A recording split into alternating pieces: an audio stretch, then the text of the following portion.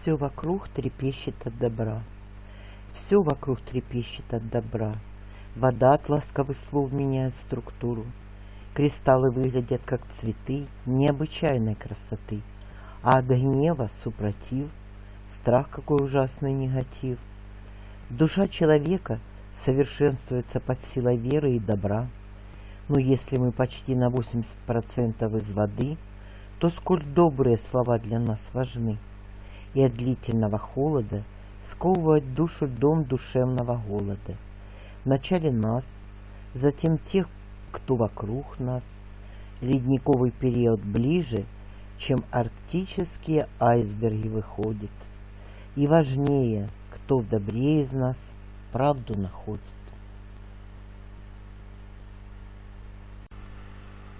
Скрип единственных шагов морозного дня. Летит первый снег, как всегда неожиданно и тихо. Редкие, робкие снежинки устраивают перегонки. Опускаются на землю не торопясь, как бы на осень оглядываясь.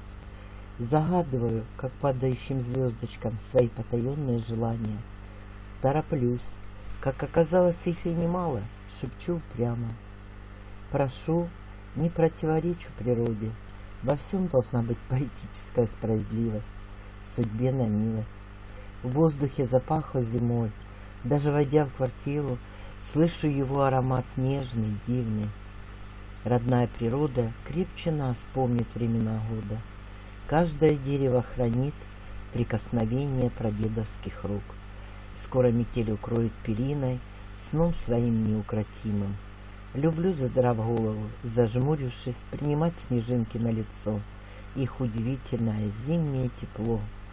Чувствую, я теперь не сама по себе отрезанный край, природа со мною рядом, мой земной рай.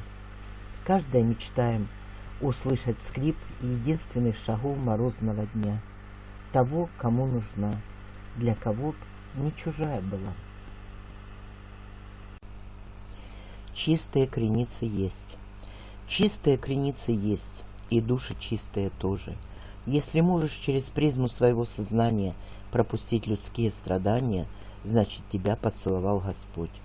Ангелы не падают с небес, а мы все ждем чудес. Какие мы, такой и мир вокруг нас. Чем больше хорошего создадим своими руками, тем больше добра будет между нами. Человек сам выбирает судьбу, но когда он бывает бесчувственным, то это кощунственно. Если же раненой птицей себя ощущаешь, ищи силы для борьбы, какие только знаешь. Если четко идешь к цели, превозмогая все, то добиваешься многого, будет результат налицо. Руки опускать нам не присуще. Набирайте обороты, реализовывайтесь, выходите на новый уровень, вытаптывайте себе почву под ногами, ищите свою нишу, она не за горами.